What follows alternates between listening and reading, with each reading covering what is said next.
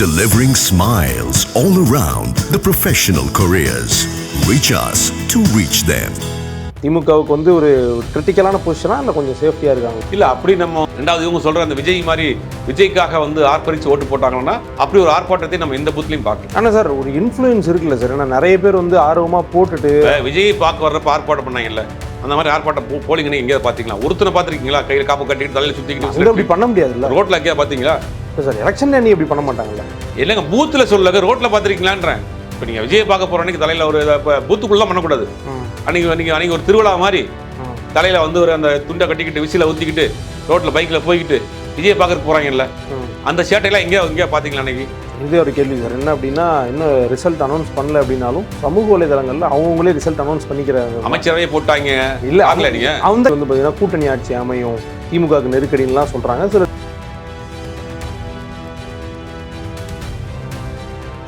ஆகாயம் நேயர்களுக்கு வணக்கம். எலெக்ஷன் நடந்து முடிஞ்சிருச்சு. பட் வெஸ்ட் பெங்கால் எலெக்ஷன் இருக்கிறதுனால நம்ம நிறைய விஷயம் ஓப்பனாக பேச முடியாது. அதனால் பட்டும் படாமல் தொட்டும் தொடாமல் நடந்து முடிஞ்ச இந்த தேர்தல் பற்றி நம்ம வந்து மூத்த பத்திரிகையாளர் திரு சுபேர் அவர்கள்ட்ட பேச போகிறோம். வணக்கம் சார். வணக்கம்.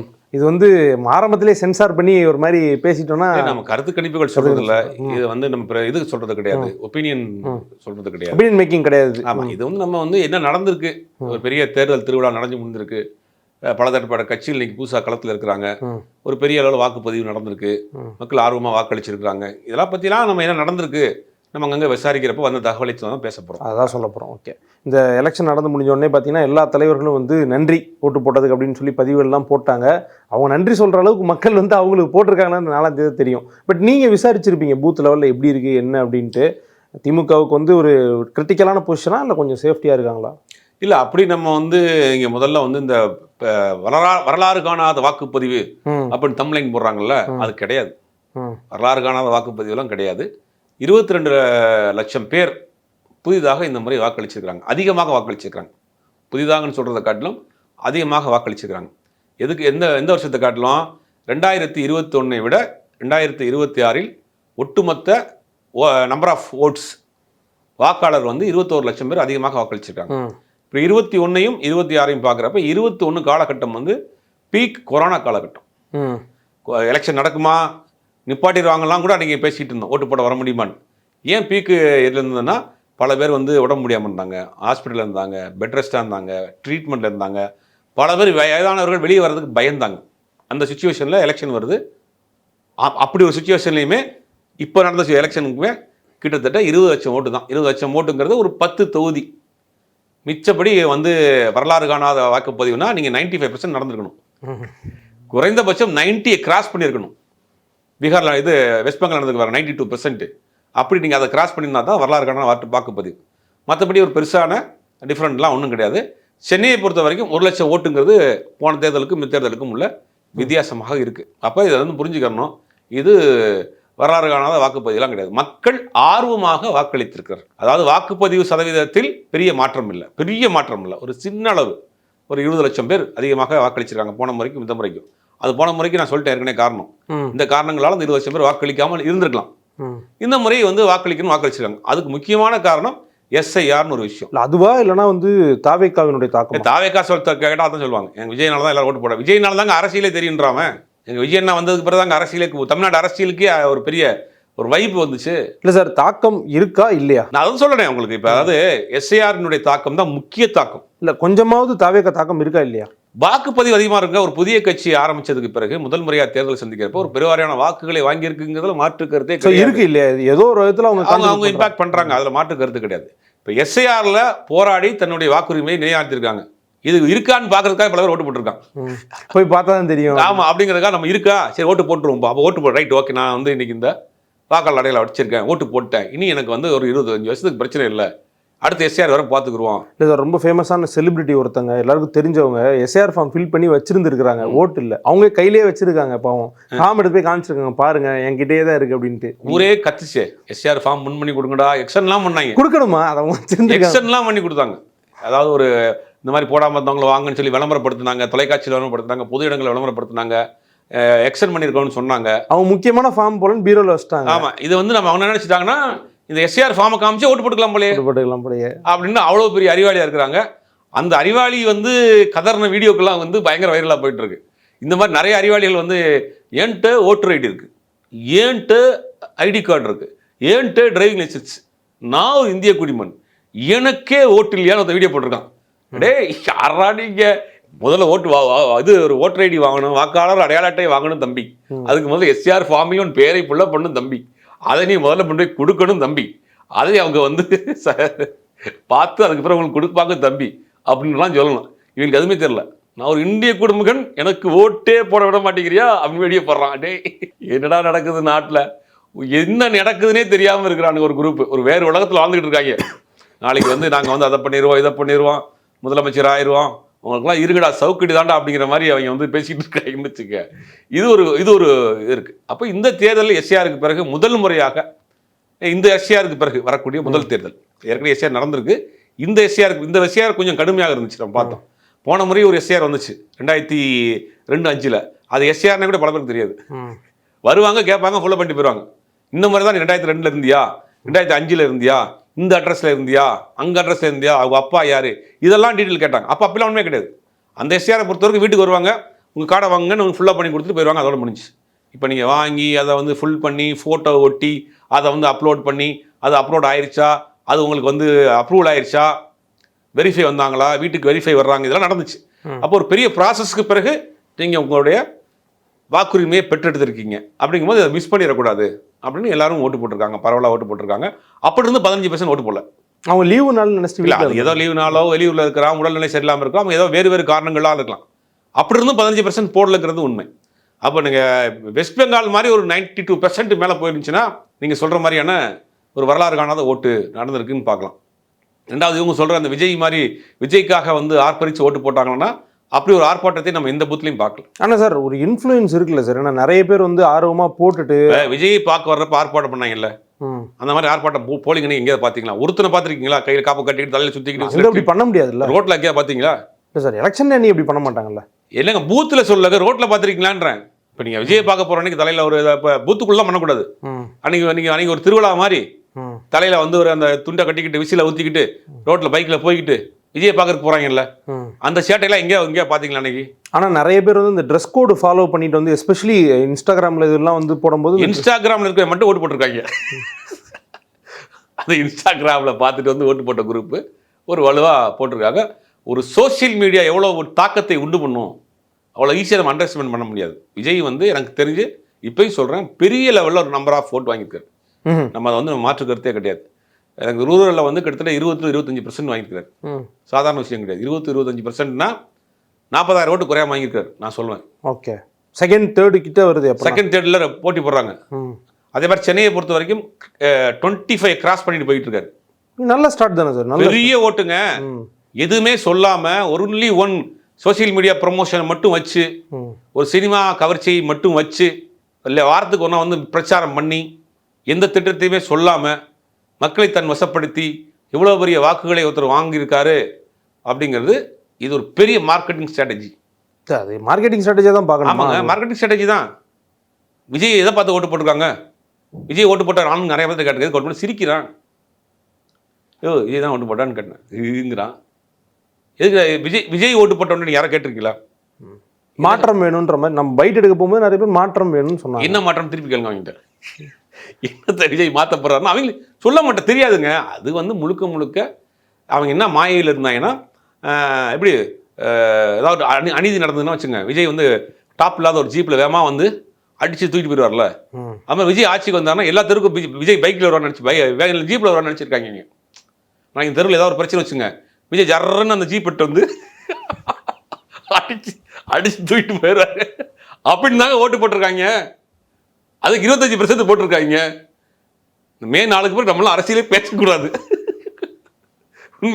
உண்மையிலே வருத்தமா இருக்கு. அவன் கனவுலாம் என்னன்னா, இருங்கடா ஆட்சி வரட்டும்டா, அண்ணன் விஜயன் ஆட்சிக்கு வந்த பிறகு தெருக்கு ஜீப்பில் வருவார் பாரு, அர்ஜுனர் வில்லு ஹரிச்சந்திரன் சொல்லு டக்குன்னு வருவாங்க. தவறு பண்ணாரா அப்படியே அடிச்சு விஜயனை தூக்கி. சார் அவ்வளோ ரியாலிட்டி புரியாமலா சப்போர்ட் பண்ண போறாங்க? ரியாலிட்டி புரிஞ்சா ஓட்டே போட்டிருக்க மாட்டாங்க. ஒரு கவர்மெண்ட் எப்படி ரன் பண்ணணும்னு தெரியும். நம்ம எவ்வளோ பிரச்சனை இருக்கு, இது எவ்வளோ சிக்கல் இருக்கு. டீலிமிட்டேஷன் பற்றி அவனுக்கு கேளுங்களேன், எனக்கு ஏதாவது தெரியுமா சொல்லுங்க. அப்போ ஆனால் அப்போஸ் பண்ணுறாங்கல்ல. ஏன்னா அவங்கள்ட்ட கேளுங்க, அவரே எழுதி கொடுத்துருப்பாங்க, யாராவது அதை போட்டிருப்பாங்க. சரி எஸ்ஐஆரில் ஏன் ஃபார்ம் வாங்கி ஃபுல்லப் பண்ணி அதை கொடுக்கணும்னு கூட அவங்களுக்கு தெரியலையே. அதாவது ஒரு கனவு உலகத்தில் இருக்காங்க. விஜய் அண்ணா வந்து எல்லாத்தையும் மாற்றி அவர் பேச்சை அவரே கேட்க மாட்டார். அதனால் ரொம்ப ஒரு சரியான ஒரு ஆட்சியை கொடுக்க போகிறார் அப்படின்னு ஒரு நம்பிக்கையில் ஒரு 25% தமிழ்நாட்டில் ஓட்டு போட்டிருக்காங்க. இது உண்மையிலேயே நம்ம சிரிச்சுக்கிட்டே சொன்னாலும் உள்ள பெரிய வேதனையாக இருக்குது. அரசியல் புரிதலே இல்லாமல் இப்போ சீமான் இருக்காருன்னா ஒரு ஐடியாலஜியை சொல்கிறாருங்க. அவர் தமிழ் தேசியம்னு ஒன்று பண்ணுறாரு, நடக்குது நடக்காமல் போகுது, அது மிகைப்படுத்தி சொல்கிறாரு, ஒரு கதை சொல்கிறாரு, ஏதாவது வச்சுக்கோங்க. ஆனால் ஒரு ஐடியாலஜி சொல்கிறார்ல, அதை கூட விட்டுருங்க. உங்கள் இங்கே இருக்கிற ஏதாவது தொகுதியில் இருப்பீங்க, அந்த தொகுதியில் ஒரு சுயேட்சை வேட்பாளர் இருப்பான், அவன் ஜெயிக்க மாட்டான்னு தெரியும், அவன் ஒரு நோட்டீஸ் அடிச்சு வச்சிருக்கான். ஆமாம் சார், கொடுத்துட்டே இருப்பாங்க. அவன்கிட்ட ஒரு திட்டம் வச்சிருக்கான்ல, என்னை நீங்கள் ஓட்டு போடுங்க, இந்த தொகுதியில் சட்டமன்ற உறுப்பினர் ஆக்கிருங்க, இந்த தொகுதியில் பாதாள சாக்கடை வசதி செஞ்சு தர்றேன், இந்த தொகுதியில் குப்பையை நான் டெய்லி ஒரு நாளைக்கு 3 நாள் அல்றதுக்கு ஏற்பாடு பண்ணுறேன், இந்த தொகுதியில் குடிநீர் பிரச்சனையை தீர்த்துறேன், இதுக்கு இவ்வளோ திட்டம் வச்சிருக்கேன், எனக்கு ஓட்டு அவனுக்கு 1000 ஓட்டு கூட விழுகாது. நிஜமா சார், எங்கள் தொகுதியெல்லாம் வந்து எல்லா தொகுதியிலும் இருப்பாங்க. இல்லை சார், வாக்கிங் போகிறதுல நின்று கொடுத்துட்டு இருந்தாங்க. எல்லாரும் இந்த அக்வா கார்டு பேம்ப்ளெட் நினைச்சு வாங்க மாட்டேன்ட்டாங்க. பார்த்தா ஒரு சுயேட்சை வேட்பாளர் நல்லா போட்டிருந்தாரு. எல்லா தொகுதியிலும் ஒரு வேட்பாளர் இருப்பாங்க, சுயேட்சை வேட்பாளர். அவன் உங்களை பார்த்து கூப்பிடுவான். அந்த வெயிலே நாயா திரிஞ்சானுங்க எல்லாரும். நம்மளும் அவர் பார்த்துருப்போம், ரேஷன் கடையில் எங்கேயாவது பார்த்துருப்போம். எல்லா ஊர்லேயும் ஒருத்தர் இருப்பான். ஆனால் அவன் ஜெயிக்க மாட்டான்னு தெரியும். ஆனால் ஒரு நம்பிக்கையில் நிற்கிறானா இல்லையா? சின்ன யானையில வந்து பிரச்சாரம்லாம் பண்ணிட்டு இருப்பாங்க. அவர் பேசுறதை ரெக்கார்ட் பண்ணி தெருக்கு சுற்றிக்கிட்டுலாம் இருக்கும். இதெல்லாம் பார்க்குறப்ப என்னன்னா, ஒரு சுயேட்சை வேட்பாளர் குறைந்தபட்சம் ஜெயிக்கவே முடியாதுன்னு சொன்ன மக்கள்கிட்ட பெருசாக ஆதரவு இல்லாத ஒரு நபர் தனக்கான ஒரு திட்டத்தை வச்சிருக்காருல்ல, அதை வாங்கி நீங்கள் படித்து பார்த்து ஓட்டு போட போகிறதும் கிடையாது, அதை வாங்கி படிக்கிறதும் கிடையாது, அதை வேற கழிச்சு போட்டு போயிருக்கீங்க. ஆனால் அவருக்கு நம்பிக்கை, நான் மாற்றிடுவேன் எல்லாத்தையும். அந்த நம்பிக்கை, அந்த திட்டம் கூட விஜய்கிட்ட இல்லைங்கிறது தான் நம்ம மாதிரியான ஆட்களுடைய வேதனை. ஓகே, இப்போ நான் சொல்கிறது உங்களுக்கு புரிஞ்சிருக்குன்னு நினைக்கிறேன். அப்படி எதுவுமே சொல்லாமல் ஒரு முழுக்க சினிமா கவர்ச்சியை மட்டும் நம்பி, திரையில் பார்த்ததான் நிஜம் நம்பி ஓட்டை போட்டு ஒரு உட்காந்துருக்காங்க நம்ம மக்கள், அப்படிங்கிறது உண்மையிலேயே வேதனையான விஷயமா இருக்குது. ஓகே, நீங்கள் வந்து இப்படி ஒரு கருத்து சொல்கிறீங்க. பட் நேற்று சோஷியல் மீடியாவில் போன அன்றைக்கி சோஷியல் மீடியாவில் பார்த்தீங்க அப்படின்னா நிறைய செலிபிரிட்டிஸ் வந்து எஸ்பெஷலி அந்த ஒயிட் அண்ட் காக்கி போட்டுட்டு வந்திருந்தாங்க. அதை வந்து தவிர சப்போர்ட் பண்ணுறவங்க ஒரு பாசிட்டிவ் ரீஇன்ஃபோர்ஸ்மெண்ட்டாக எடுத்துக்கிட்டாங்க. அதே மாதிரி இன்ஸ்டாகிராமில் அகைன் அதை சொல்கிறேன், இன்ஸ்டாகிராமில் நிறைய பேர் போட்டு வந்திருந்தாங்களே சார், ஒரு மேசிவ் சப்போர்ட் ஸ்ப்ரெட் ஆயிருன்னு எடுத்துக்கலாம். அந்த கட்சியே இன்ஸ்டாகிராமில் தாங்க டெவலப் ஆகி வளர்ந்து வந்துட்டு இருக்கு. என்ன தப்பு? அது தப்பு கிடையாது. ஒவ்வொரு காலத்துலையும் ஒரு டெக்னாலஜி வளர்ந்துருக்கப்போ அதை தன் பிரச்சாரத்துக்கு பயன்படுத்திக்கிறாங்க, தப்பு கிடையாது. பிரச்சாரத்துக்கு மட்டும் பயன்படுத்துவாங்க. ஒரு கட்சியே அதில் தான் வளருது. இப்போ நீங்கள் நான் சொல்கிற திட்டங்கள்லாம் இன்ஸ்டாகிராம் மூலியமாக மக்கள்கிட்ட கொண்டு போய் சேர்த்துருந்தா பரவாயில்ல. நான் இதெல்லாம் செய்ய போகிறாரு அப்படின்னு ஒரு அறிக்கையை கொடுத்து ஒரு திட்டங்களை சொல்லி அதை அவங்க ப்ரொமோட் பண்ணியிருக்காங்களா? விஜயன் ஆட்சிக்கு வந்தால் இதெல்லாம் பண்ண போகிறாரு அப்படின்னு யாராவது இன்ஸ்டாகிராமில் விஜயண்ணாவுக்காக பேசியிருக்காங்களா? விஜயண்ணா ஆட்சிக்கு வருவாருன்னு சொல்லிட்டு இவன் டான்ஸ் ஆடிட்டு இருக்கான். புரியுதா அவங்களுக்கு? இப்போ விஜயண்ணா ஆட்சிக்கு எங்கள் விஜயண்ணா ஆட்சிக்கு வந்துட்டாருன்னா இந்த இதெல்லாம் மாறிடும்ப்பா. நீட்டு தேர்வு விஜயண்ணா ஒழிச்சிருவார், வந்து அவங்க கல்வி கடனை ரத்து பண்ணிடுவார். விஜயண்ணா ஆட்சிக்கு வந்தார்னா வந்துட்டு பெட்ரோல் விலையை குறைச்சிடுவார். நடக்காதுன்னு வச்சுங்களேன், நடக்காது. இல்லை குறைந்தபட்சம் விஜயண்ணா ஆட்சிக்கு நாளைக்கு எல்லாம் வந்துட்டாருன்னா குறைந்தபட்சம் எஜுகேஷன் சம்மந்தப்பட்ட ஒரு விஷயத்தை கொண்டு வந்துடுவார்.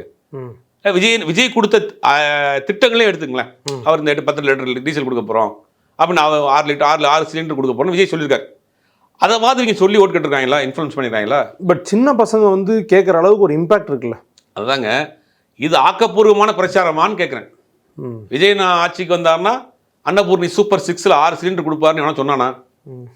அவன் என்ன சொல்கிறான், விஜயண்ணா ஆட்சிக்கு வருவார், விஜயண்ணா பாட்டை போட்டு டான்ஸ் ஆடிக்கிட்டு இருக்காங்க. இதுதான் இவங்களோட அரசியல் இவ்வளோ தான். நம்ம அதை தானே சொல்கிறோம். நீங்கள் விஜய் அவர் ஒரு 4-5 திட்டங்கள்லாம் சொல்கிறார். அதெல்லாம் சொல்லி எங்கள் விஜயன் ஆட்சிக்கு வந்தாருன்னா அதெல்லாம் பண்ணுவார்னு அவங்க ஓட்டு கேட்டிருந்தாங்கன்னா கூட சரிப்பா, அவங்களும் பாவம் கொள்கை ரீதியாக வந்துட்டாங்க போலன்னு நினைக்கலாம். அவங்க நீங்கள் ஓட்டு போடலாம் சாப்பிட மாட்டேன், ஓட்டு போடலன்னா நான் வந்து கழுத்து நெரிச்சிக்கிறேன்னு ஒருத்த கழுத்து நெரிக்கலாம். இது புதுசான அரசியலாக இருக்கே. இந்த ட்ரெஸ் கோடு கேட்டீங்க, அதாவது விஜய்ங்கிற ஒரு உச்சபட்ச நடிகர். விஜய் பார்த்தீங்கன்னா சில எனக்கு எல்லாம் ஞாபகம் இருக்குது, முந்தைய ரஜினிகாந்தோடைய படங்கள் வர்றப்ப அதே மாதிரி கெட்டாப்பில் போவாங்க தேட்டருக்கு. ஏறக்குறை இதுவும் அதாங்க. எங்கள் ஊரில் இந்த டீ மாஸ்டர்ஸ் இருப்பாங்க நிறைய பேர். அதில் அந்த காலகட்டங்கள் நிறைய ரஜினி ரசிகராக இருப்பாங்க. எங்கள் ஊரில் ஒருத்தர் பார்த்தீங்கன்னா அண்ணாமலை படம் வந்தப்போ கழுத்தில் இடுப்பில் ஒரு கவரை கட்டிட்டு சட்டையை கழட்டி போட்டு டீ போடுவார். அதே மாதிரி டீலாம் போடுவார், அப்படி சுற்றிலாம் விடுவார், டான்ஸ்லாம் பண்ணுவார். அவர் அந்த கெட்டப்பிலே இருப்பார். படம் பார்க்க அந்த கெட்டப்பிலே போவார். இவங்க ஓட்டு போடுறதுக்கு அதே மாதிரி தான் போயிருக்காங்க.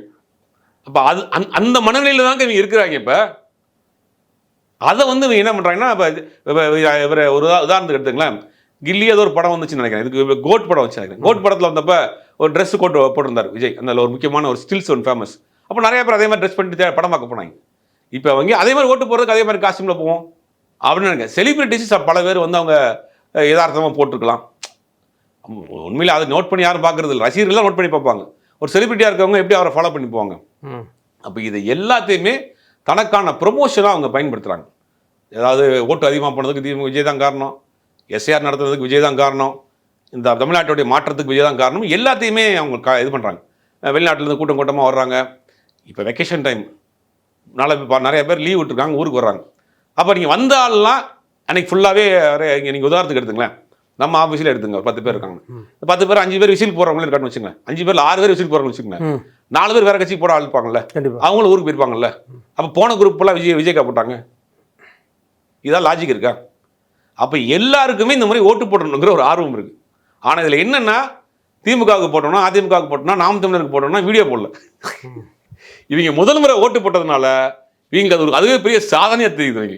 அதனால வீடியோ போட்டுறாங்க. இது வந்து ஐடி விங்கிலேருந்து அவங்களுக்கு வந்து இன்ஃப்ளூயன்சஸ், ஒரு பெரிய இன்ஃப்ளூயன்சஸை பூரா அவங்க வந்து சமீப காலமாக அவங்க கண்ட்ரோல் வச்சுருக்காங்க. முக்கியமான நேரங்களில் அவங்கள வச்சு வீடியோ போட சொல்கிறாங்க. ஒரு வீடியோ போடுங்க, அதுக்கு ஒரு தனியான கம்பெனியே இருக்குது. அந்த கம்பெனி மூலியமாக வீடியோ போட சொல்கிறாங்க. அப்போ இவங்க என்ன பண்ணுறாங்கன்னா, காலையிலேருந்தே நான் ஓட்டு போட்டேன், நீங்கள் ஓட்டு போட வாங்க அப்படின்னு ப்ரொமோட் பண்ணுறதுக்காக பிரச்சாரம் தானே பண்ணக்கூடாது. இன்ஃப்ளூயன்சர்ஸை வச்சு இந்த மாதிரியான ரீல்ஸ் மூலியமாக கொண்டு போய் சேர்ப்போம்ன்ற வேலை 100% வாக்குப்பதிவுன்றக்கா பண்ணியிருப்பாங்க சார். 100% வாக்குப்பதிவுன்னா விஜய் போட்டுறது ட்ரெஸ்ஸை வச்சுக்கிட்டு விசில வச்சுக்கிட்டே நீங்கள் கேட்குறீங்க. அப்போ இது வந்து ஒரு ப்ரொமோஷன். இது எல்லாமே வந்து இந்த ஐடி விங்ஸை வச்சுக்கிட்டு பண்ணிட்டு இருக்காங்க. இது வந்து எந்த அளவுக்கு இவருக்கு கை கொடுக்க போகுது, என்ன பெர்சன்டேஜ் வரப்போகுது, நான் சொன்ன மாதிரி 25% வரைக்கும் வாங்குறதுக்கு வாய்ப்பு இருக்குது. இது ஆட்சி அதிகாரத்தை பிடிப்பாரா, சீட்டாக கன்வெர்ட் ஆகுமா, நம்பராக இது பண்ணுமாங்கிறதெல்லாம் வெயிட் பண்ணி தான் பார்க்கணும். இதே ஒரு கேள்வி சார். என்ன அப்படின்னா, இன்னும் ரிசல்ட் அனௌன்ஸ் பண்ணல அப்படின்னாலும் சமூக வலைதளங்களில் அவங்களே ரிசல்ட் அனௌன்ஸ் பண்ணிக்கிறாங்க. அமைச்சரவையே போட்டாங்க இல்லை, அந்த கட்சியில் எல்லாருமே அவங்கவுங்க கட்சி வந்து இவ்வளோ நாங்கள் இங்கே இந்த இடத்துல எங்களுக்கு வருன்ற மாதிரி சொல்லிட்டாங்க. அதில் ரொம்ப பாப்புலராக போயிட்டு இருக்க ஒரு ஸ்பெகுலேஷன் என்ன அப்படின்னா, இந்த முறை வந்து பார்த்தீங்கன்னா கூட்டணி ஆட்சி அமையும், திமுகவுக்கு நெருக்கடின்லாம் சொல்கிறாங்க. சிலர் திமுக வந்து 200 ஜெயிக்கும் அப்படி அவங்கவுங்க பார்வை. இதில் வந்து என்ன அப்படின்னா, அப்படி கூட்டணி ஆட்சி அமையலாம் வாய்ப்பு இருக்கா? தமிழ்நாட்டை பொறுத்தவரைக்கும் கூட்டணி ஆட்சி அமைப்பதற்கான வாய்ப்பே இல்லை. உறுதியாக சொல்லிடலாம். ஒன்று, திமுக மிக பெரும்பான்மையோட வெற்றி பெற்று ஆட்சி அமைக்கும். இல்லையா அதிமுக ஓரளவுக்கு நெருக்கி பிடிச்சி ஆட்சி அமைக்கும். இல்லை உண்மையிலேயே விஜய்க்கு ஒரு முறை அலை அடிச்சிருக்கா, விஜய் பெரும்பாலான வாக்குகள் பெற்று ஆட்சி அமைப்பார்.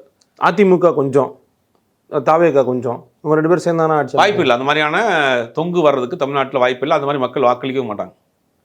இந்த முறை வந்து ரெண்டு பிரிவாக வாக்களிச்சிருக்காங்க. ஒரு 18லேருந்து 25 வயசுக்குள்ள இருக்கிறவங்க அதுலேயும் கொஞ்சம் மாறியும் போட்டிருக்காங்க. பெரும்பாலானவர்கள் விஜய் நான் வந்துடணும் அப்படிங்கிறதுக்காக ரொம்ப கடுமையாக வேலை செஞ்சு பார்த்துருக்காங்க.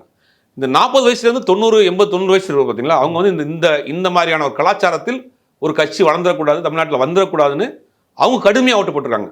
ஆனால் அவங்க போட்ட ஓட்டு, அவங்க போட்ட எஃபெக்ட், அவங்க பேசின பேச்சு எதுவுமே சோசியல் மீடியாவில் வராது. ஓகே, இவர்கள் பண்ணது பூரா பெருசாக தெரியுது. இதை விட மௌனமாக அவங்க ஒரு புரட்சி பண்ணியிருக்காங்க.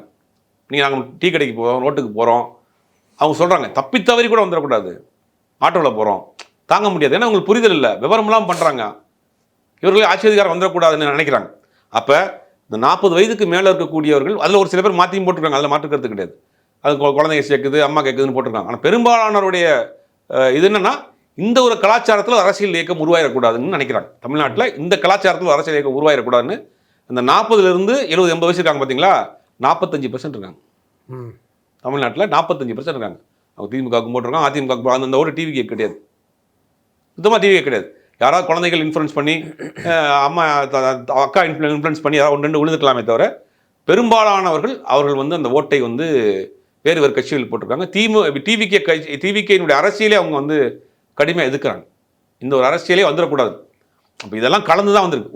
ஒரு குரூப் வந்து ரொம்ப அக்ரெசிவாக ஓட்டு போட்டிருக்காங்க, வந்துடணும்னு. இன்னொரு குரூப் வந்து அக்ரெசிவாக வந்துடவே கூடாதுன்னு ஓட்டு போட்டிருக்காங்க. இந்த ரெண்டும் சேர்ந்து தான் இந்த தேர்தல் களத்தில் இருக்குது. 2வது தேர்தல் காலத்தை பொறுத்த வரைக்கும் பல கட்சிகள் இருக்குது.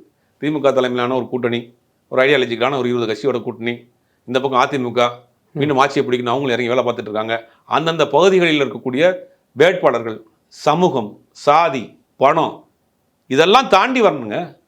நீங்கள் சென்னையை தாண்டி ரூரலில் போயிட்டீங்கன்னா அந்தந்த வேட்பாளர் அவன் பின்னாடி இருக்கக்கூடிய சமூகம் அவருக்கான செல்வாக்கு இது பெரிய ரோல் பண்ணும். சாதாரண விஷயம் கிடையாது. நீங்கள் அவரை தாண்டி தான் நீங்கள் வரணும். அது அதிமுகவாக இருக்கட்டும், திமுக இருக்கட்டும். ஒரு தொகுதியிலாம் அவர் முன்னாள் அதிமுக அமைச்சருடைய தொகுதியில் அவர் இப்போயும் ஜெயிச்சுட்டாருன்றாங்க. அவரை வந்து அந்த பகுதியில் ஒரு காடு அப்படி மாதிரி பார்க்குறாங்கன்றாங்க. அதே மாதிரி திமுகவில் எடுத்துங்க, பல பேர் சொல்லலாம். திமுகவில் உதாரணத்துக்கு எடுத்துன்னா ஆத்தூர் இது வரைக்கும் 6 முறை அவர் நீங்கள் சின்ன பையனை கேட்டால் கூட அவர் தான் வருவாருங்கன்றான். அங்கே வந்து கட்சி எங்கள் பெருசாக ரோல் பண்ணல. அங்கே இருக்கக்கூடிய தனிப்பட்ட செல்வாக்கு இந்த மாதிரி ஆட்கள் இருக்காங்க. இதை உடைக்கணும். அப்புறம் ஒரு ஏரியாவில் நீங்கள் போகிறீங்க, அந்த ஏரியாவில் இருக்கக்கூடிய சமூகம் சார்ந்த வாக்கு. இன்னைக்கு சமூகம் பார்த்தா வாக்கு ஓட்டு போடுறான், அதெல்லாம் மாற்றுக்கிட்டு கிடையாது. நம்மளால இப்போ போட்டு ஓட்டுன்றான். அது குடும்பத்தோட பேசுகிறானுங்க, அந்த தலைக்கட்டில் பேசுகிறானுங்க, அந்த சாதி சங்கத்தில் பேசுகிறாங்க, சங்கத்துலேருந்து வந்து வாங்கிட்டு போயிடுவாங்க, சங்கத்துலேருந்து வாங்கி போயிடுறாங்க. மொத்தம் போட்டுக்கணும். அதில் 1-2 மிஸ் ஆகி போயிடலாம். இதெல்லாம் தாண்டி தான் விஜய் வரணும். சமூகம், பொருளாதாரம், தனிப்பட்ட நபர்களுடைய செல்வாக்கு, மதம் இருக்கு, மதம், கட்சியுடைய சிம்பல். நீங்களாம் காலை ஒருத்தர் பேச நான் ஒரு கட்சிக்கு போட்டிருக்கேன்றார். ஏங்க அந்த கட்சிக்கு போட்டிங்க அப்படின்னு கேட்டால் நாங்கள் பரம்பரையாக அந்த கட்சி தான் போடுவோம். என் பேரை வந்து என்னை வந்து கம்பல் பண்ணி அந்த கட்சிக்கு போடாதீங்க, நான் சொல்கிற கட்சிக்கு போடுங்கன்னு கூப்பிட்டு போனால் சரின்னு நான் அமைதியை பண்ணிட்டு நாங்கள் 4 பேரும் போய் நான் ஆல்ரெடி போட்ட கட்சிக்கு தான் போட்டோம், எங்கள் ரத்தத்தையும் அந்த கட்சி ஊறி போடுறது நாங்கள் மாற்ற மாட்டோன்றாங்க. கண்ணை மூட்டு போட்டால் கூட கரெக்டாக அங்கே தான் போடுவோன்றாங்க. இதெல்லாம் தாண்டி விஜய்க்கு ஒரு பெரிய வாரியான வாக்குகள் 35% மேலே விஜயை வாங்கி தமிழ்நாட்டில் ஒரு புரட்சியை ஏற்படுத்தினான்னா அப்புறம் நம்ம பேசாமல் இருப்போம். நிர்ணயமாக சொல்ல முடியாது. மே 4ஆம் தேதி வரைக்கும் இப்போ நம்ம வந்து ஒரு நடந்த சம்பவத்தை தான் சொல்கிறோம். Okay okay. விஜய்க்கான வாய்ப்புகள் மக்கள் பெருவாரியான வாக்குகள் கொடுத்துட்டாங்க, மக்கள் தீர்ப்பு எழுதிட்டாங்கன்னா நம்ம ஏற்றுக்குருவோம். என்ன பண்ண முடியும்? கண்டிப்பாக. ஆனால் இத்தனை சிக்கல் இருக்குன்ற. ஓகே. 2வது விஜய் 1லேருந்து போகணுங்க. ஆல்ரெடி திமுக 42 இருக்குன்னு வச்சுங்க, 42% திமுகக்கான ஓட்டு. அங்கேருந்து இறங்கி வந்தால் கூட 35 நின்றுவாங்க.